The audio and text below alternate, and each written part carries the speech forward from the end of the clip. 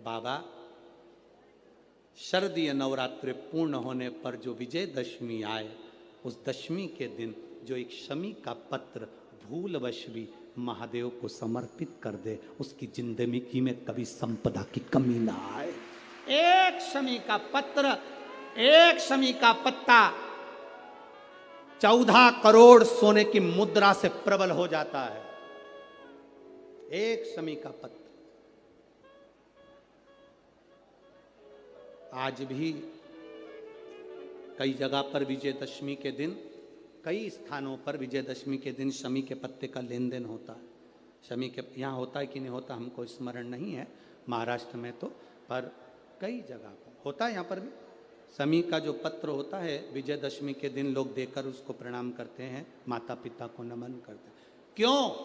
आप अपने बच्चे हो, आपसे पूछेंगे, आपकी औलाद आपसे पूछेगी, आपके आने वाली पीढ़ी आपसे पूछेगी, माँ ये कौन सा नाटक बना कर रखा है तुम लोगों ने?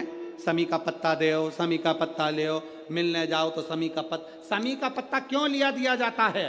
बच्चे पूछेंगे, आज की पीढ़ी बहुत प्रश्न करती है, उसको उत्तर देना पड़ेगा कि एक पत्ते में 14 करोड़ स्वर्ण मुद्रा का फल होता है। एक शमी के पत्र में आज के बच्चे जो प्रश्न करेंगे, उसका उत्तर देने के लिए तुम्हें तैयार रहना पड़ेगा। उस उत्तर को तुम्हें देना पड़ेगा कि ये शमी का पत्र विजयदशमी पर क्यों लेन देन किया जाता है, शमी का पत्र क्यों शिव के मंदिर में जाता है, शमी के पत्र की मूलता क्यों होती है, इसको समझाना।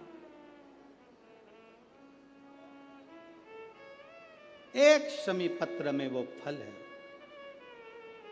और केवल यही नहीं, शमी के वृक्ष के नीचे, बेलपत्री के वृक्ष के नीचे अगर भूल से भी बच्चा, बूढ़ा, कोई व्यक्ति एक पार्थिव शिवलिंग का निर्माण कर लेता है, भूलवश भी उस पे जल समर्पित कर देता है, भूलवश भी उसके भाव से पुष्प या शमी पत्र या बेलपत्र भी चढ़ा देता है, तो वो इस संसार में कहीं ना कहीं सुख भोगता ही है, उसके जीवन में दुख नहीं। शमी पत्र की मूलता का महाराज वर्तंतु कोष से कहे मुझे 14 करोड़ सोने की मुद्रा चाहिए।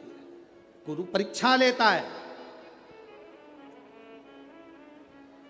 गुरु परीक्षा की घड़ी में ऐसा सामने आता है कि परीक्षा लेने के लिए तत्पर।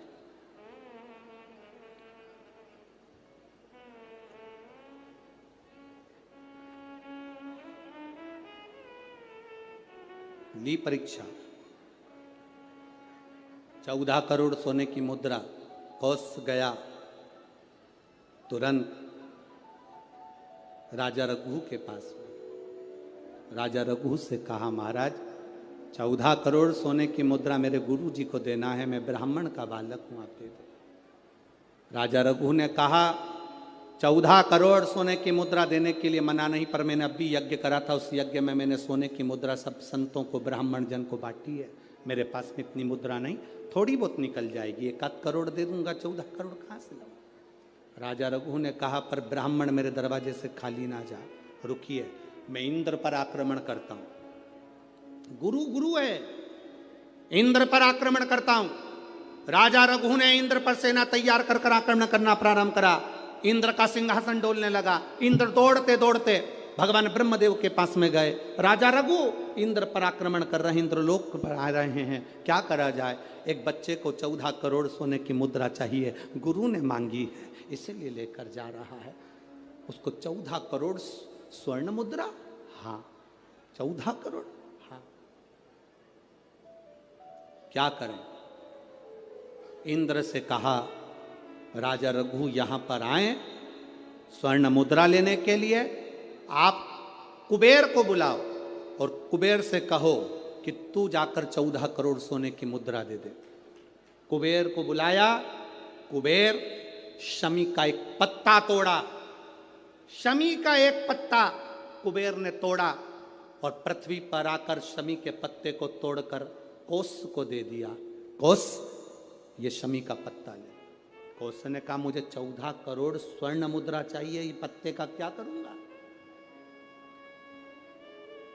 14 करोड़ मुझे स्वर्ण मुद्रा चाहिए, इस पत्ते का क्या करूंगा?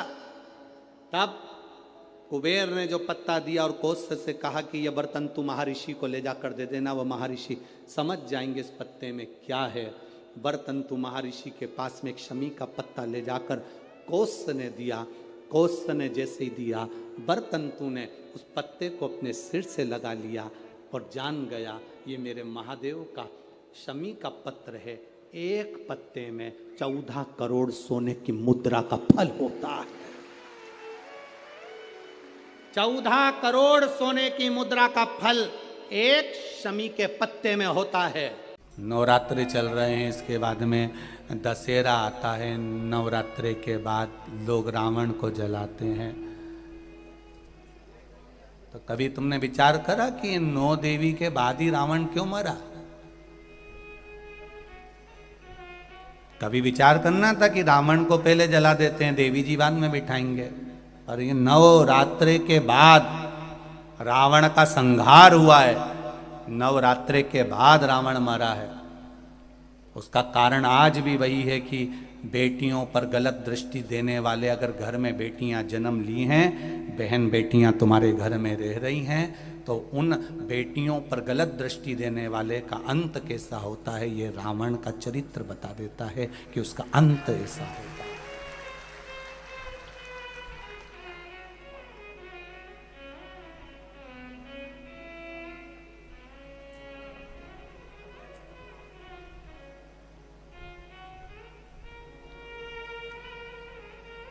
उसका अंत कैसा है? रावण दशहरे के दिन जला।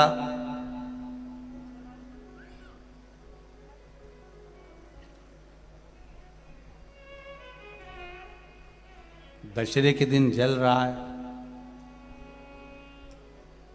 पर एक विचार अपने मन में लेकर आना कि रावण से बड़ी गलती तो कौरवों ने करी थी।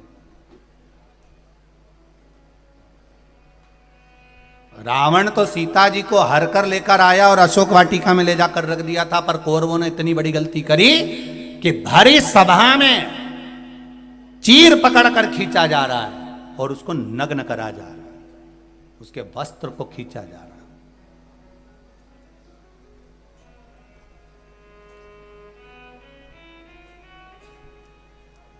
है। रावण से ज्यादा गलती करी है कौरवों ने कि एक नारी को भरी सभा में ले जाकर उसके चीर को खींचकर उसको नग्न करने का प्रयास किया गया। रावण तो सीता को लेकर गया, अशोक वाटिका में ले जाकर रख दिया,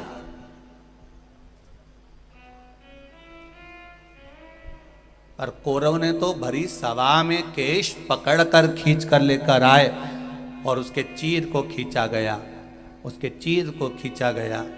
तब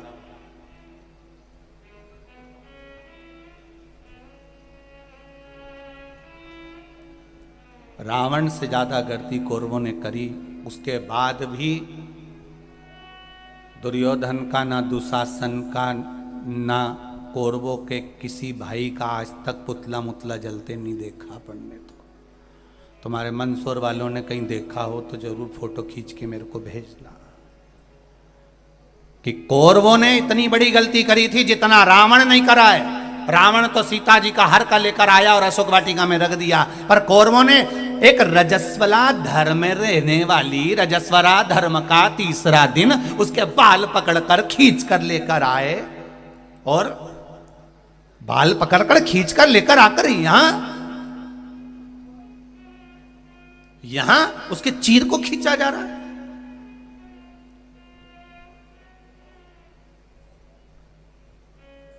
विचार करिएगा कभी एकांत में बैठ के कि क्यों रही है ये कौरवों का पुतला क्यों नहीं जला रहे। इन्हें तो गलती तो करी थी और ज्यादा करी, रावण से ज्यादा गलती करी, फिर रावण का ही पुतला अकेला का क्यों जला।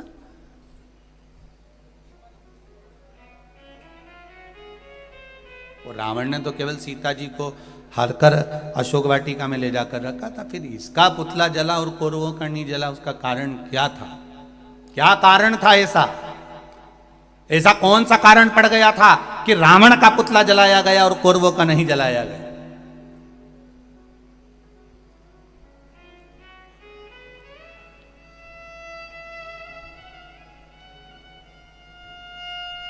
क्योंकि रावण सीता को लाने के बाद जिद पर अड़ा रहा।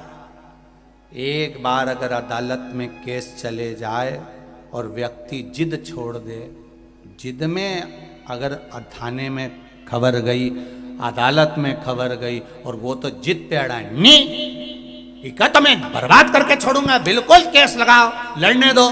10 साल हो गए, 15 साल हो गए, अदालत में ही सड़ रहे हैं, पड़े हैं और अभी भी जिद नहीं छोड़ रहे हैं। अगर एक बार व्यक्ति जिद छोड़ दे तो अदालत के आधे केस केवल राजीनामा में ही निपट जाए। लंकाधिपति रावण जिद नहीं छोड़ पाया और कौरवों के केवल 2 भाई थे, दुर्योधन और दुशासन, जो कि जिद पर अड़े रहे। बाकी के भाइयों ने 98 ने जिद छोड़ दी, इसलिए इन कौरवों के पुतले नहीं जले और उस लंकाधिपति रावण के जले, क्योंकि जिद पर अड़ा रहा।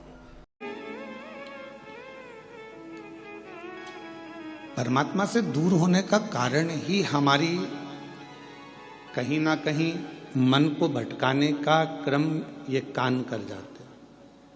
जैसे कई माताएं नियम बना लेती हैं, कई भाई नियम बना लेते हैं कि मैं शंकर भगवान को भजूंगा, मैं शिव जी को 1 लोटा जल चढ़ाऊंगा, मैं शंकर भगवान का स्मरण करूंगा, मैं शिव के मंदिर जाऊंगा, शिव को भजूंगा, बेलपत्र का श्रृंगार करूंगा, शिव जी को चंदन अगर तगर से श्रृंगारित करूंगा। ये मन में उसने एक भाव बना, मन से वो दड़ी बन गया।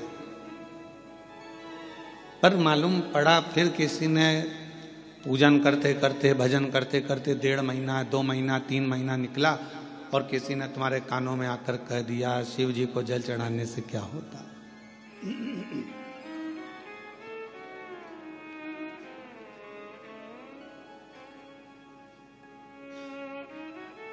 आप तो गलत संगत में पड़े हुए हो, गलत विचारों में पड़े हुए हो, गलत संगत में पड़े हुए हो, गलत भाव में पड़े हुए हो, तो शिव कैसे रीझेंगे। फिर कोई आया, किसी ने आके फिर कह दिया, फिर आके किसी ने आकर कह दिया कि ये तुम गलत करे इसलिए परमात्मा का भजन ना करो। कानों में शब्द पढ़ते जाते हैं और मन भटकता जाता।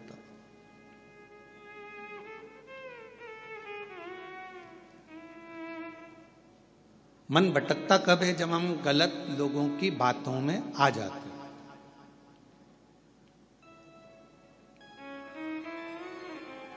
हम गलत विचारों में जब पढ़ने लगते हैं, गलत सोचने लगते हैं, गलत सुनने लगते हैं, गलत श्रवण करने लगते हैं, गलत सुनने लगते हैं, गलत लोगों की संगत में आकर, गलत लोगों के विचारों में आकर हम परमात्मा की शरणागति छोड़ देते हैं। भगवान का भजन, भगवान की भक्ति हम छोड़ देते। प्रभु मिलन में सुख है और प्रभु बिछड़न में दुख। जितना हम परमात्मा के करीब में जाते जाते हैं, उतना उतना हमारे जीवन में लोग कहते हैं हम भगवान का इतना भजन करते हैं, हम इतना स्मरण करते हैं, हम इतनी पूजन करते हैं, हम इतनी आराधना करते हैं, हम इतना मंत्र जाप करते हैं, नाम जाप करते हैं, उसके बाद भी हमारी जिंदगी में दुख क्यों आता है?